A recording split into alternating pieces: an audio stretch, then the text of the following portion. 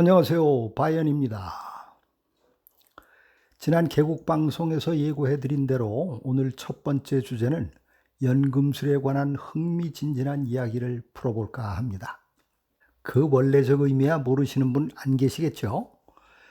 돌덩어리를 황금으로 만드는 기술, 상상만 해도 설렐 수밖에 없는 주제입니다. 더군다나 요즘같이 금값이 정말 금값이 되어 하늘 높은 줄 모르고 치솟아 오르는 시점에서야 더 말해 무엇하겠습니까? 하지만 문자 그대로의 의미로는 현실적으로 가능하지 않은 신화적인 혹은 전설적 기술임도 역시 익히 알고 계실 테지요. 그러니 제가 말하려는 연금술이란 조금은 다른 의미를 함축하고 있음도 이미 짐작하고 계실 것입니다. 저는 일단 크게 두 가지 의미로 나누어서 이야기를 풀어드리도록 하겠습니다.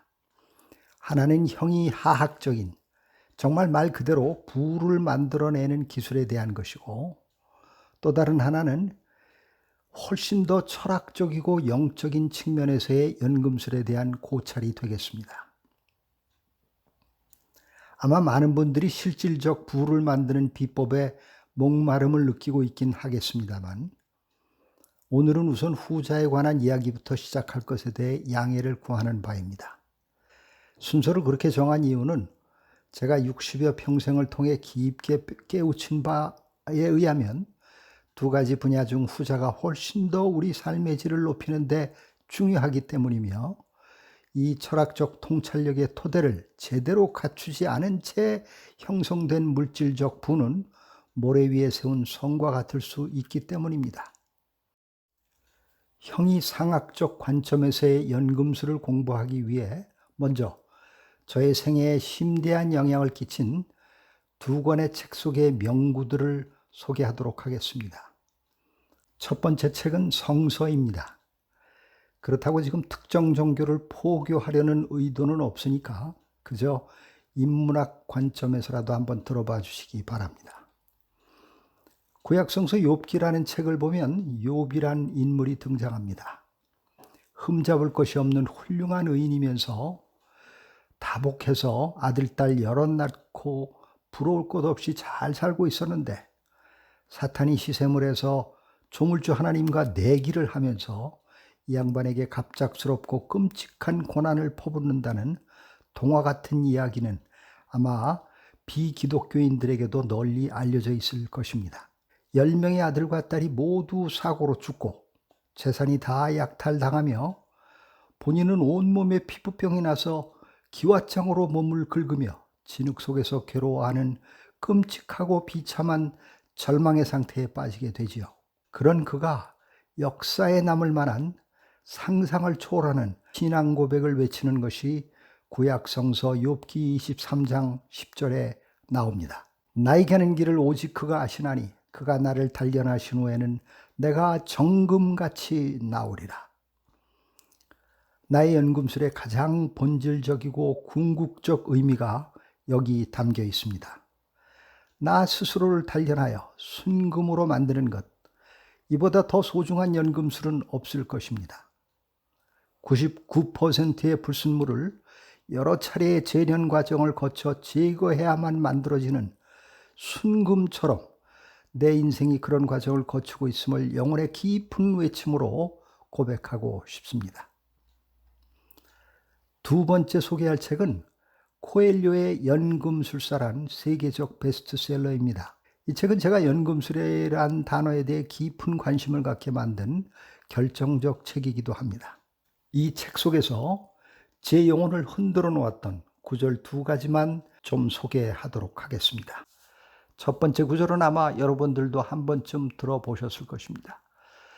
자의 신화를 이루어내는 것이야말로 이 세상 사람들에게 부과된 유일한 의무지, 자네가 뭔가 간절히 원할 때 온 우주는 자네의 소망이 실현되도록 도와준다네.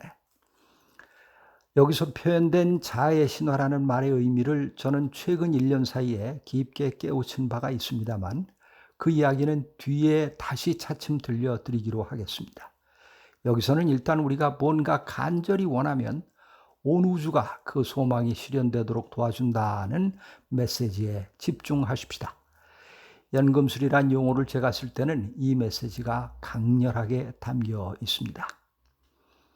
사실 이 책을 접한 후 연금술사란 직업에 대해 많은 공부를 해오고 있습니다만, 무엇보다도 그들은 납덩어리 혹은 돌덩어리를 금덩어리로 만들 수 있다는 황당무계한 꿈을 꾸면서 평생을 그 꿈에 바친 정말 바보 같은 사람들이었다는 결론에 도달하게 됩니다.